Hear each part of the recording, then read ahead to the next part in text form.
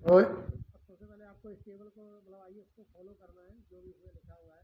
जैसे solid conductor पे हमें 1 मीटर या उससे अधिक लेंथ लेनी है, 25 स्क्वायर एम तक के स्टैंडर्ड कंडक्टर जो है उन पे हमें 5 मीटर या ड्रम लेंथ लेनी है, और 25 स्क्वायर एम से ऊपर के कंडक्टर के लिए 10 मीटर की लेंथ लेनी है मिनिमम, या ड्रम लेंथ लेनी है। और जो लेंथ है वो पोटेंशियल के बीच में मेजर करनी है। जैसे हमारे ये पोटेंशियल होते हैं जहाँ से सब बीच में लगे होते हैं। और जैसे टेम्परेचर अभी हमारा 20 डिग्री के करीब हो गया है तो हम 20 पे ही ले लेंगे इसको। तो हम एक कैल्विन ब्रिज को ऑन करेंगे। सबसे पहले ये हमारा गैल्वेनोमीटर है। गैल्वेनोमीटर में यहाँ सेंसिटिविटी रहती है, तो सेंसिटिविटी जितनी मैक्सिमम पे सेट हो, इजी मूवमेंट हो, तो वो ज़्यादा बेटर है, उतने अच्छे रिजल्ट आएंगे।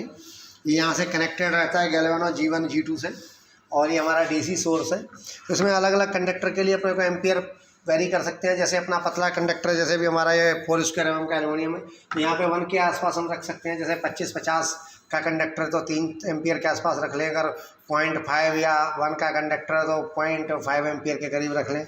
ये हमारा कैल्विन ब्रिज है। ये अपना मिली ओम्स में रीडिंग आएगी, इसकी रेंज मल्टीप्लायर है। ये करंट का स्विच है जो रिवर्स और फारवर्ड का जो मेन रहता है ये कि रिवर्स और फारवर्ड दोनों पे जो है रीडिंग सेम आनी चाहिए। पॉजिटिव और नेगेटिव की तरफ जब भी जाएगा तो रीडिंग अगर सेम आ रही है तो अपने को दिक्कत नहीं है। रीडिंग अगर बदलती है तो कहीं ना कहीं एरर है।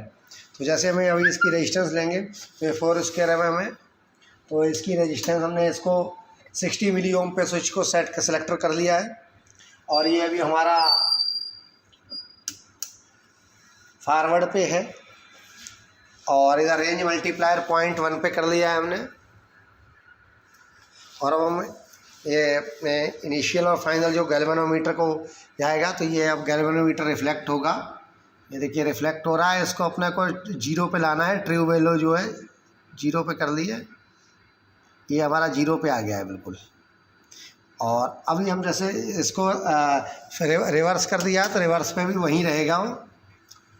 और बस फ़र्क कितना होता है, जैसे अभी इस पे देखेंगे आप, तो रिवर्स पे अगर हम चलाएंगे तो ये अगर चेंज करते हैं तो रिवर्स की इधर जाएगा, और ये सेम कंडीशन में अगर अपन फॉरवर्ड करते हैं तो फॉरवर्ड में इधर जाएगा, और कुछ नहीं। बाकी सेटिंग अपने को वापस वहीं पे रखनी है जहाँ पे आ गया 0।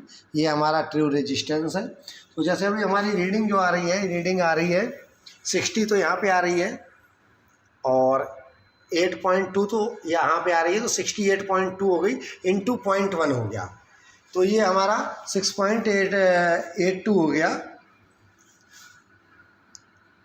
तो ये हमारा जो रेजिस्टेंस है 68.2 इंटू 0.1 बराबर 6.82 मिली ओम पर मीटर आ गया। तो इसको हम ओम पर किलोमीटर भी डायरेक्ट पढ़ सकते हैं, क्योंकि कैल्विन ब्रिज भी हमारा मिली ओम में रीडिंग दे रहा है और यहाँ मीटर में भी लेंथ है, तो दोनों में 1000 से मल्टीप्लाई होगा, तो 6.82 ओम पर किलोमीटर ये रेजिस्टेंस हमारा हो गया। इसका सॉलिड कंडक्टर है, ये सॉलिड कंडक्टर है। सॉलिड कंडक्टर को हम 1 मीटर या इससे अधिक लेंथ पे भी कर सकते हैं, और जैसे स्टैंडर्ड या जो कंडक्टर है उनका डिफरेंट तरीके से, वो भी हम आपको भी बताएंगे। तो ये सारा तरीके से जो है कैल्विन ब्रिज की ये DC सोर्स है। DC सोर्स से इनपुट जो है यहाँ कैल्विन ब्रिज में आ जाएगा। करंट इनपुट लिखा हुआ है, करंट का स्विच है, रेंज मल्टीप्लायर है, मिली ओम्स की रेंज है। और ये जो अपने लीड है, लीड लगाते वक्त अपने को ध्यान रखना होता है, जो पोटेंशियल की लीड होती है, जो P1 और P2 होती है, ये अपने को पोटेंशियल में लगानी है। जो C1 C2 यानी करंट की लीड है वो हमेशा बाहर साइड लगानी है, पोटेंशियल अंदर लगानी है, और लेंथ अंदर से अंदर की अपन लेंगे। तो ये चीज़ ऐसे है। और बाकी हम अभी आपको सेफ कंडक्टर या स्टैंडर्ड का भी करके बताएंगे। तो अपने को एक तो टेम्परेचर करेक्शन फैक्टर का जो टेबल दे रखी है IS 10810 पार्ट 5 में, वो टेबल फॉलो करनी है टेम्परेचर के लिए। तो अभी हमने करेक्शन फैक्टर इसलिए नहीं लगाया कि हमारा टेम्परेचर 20 डिग्री था, तो 20 डिग्री पे करेक्शन फैक्टर 1 होता है। वैसे इसका एक शॉर्ट फार्मूला भी है कि 250/T + 230। तो जैसे अभी हम इसको सॉल्व कर सकते हैं, 250 डिवाइडेड बाई T हमारा 20 था, तो डिवाइड 250, तो ये से कट के 1 आ जाएगा। ऐसे हम इसको भी कर सकते हैं। तो ये हमारा अभी सॉलिड कंडक्टर का जो रेजिस्टेंस है वो हमारा आ गया एल्युमिनियम पे।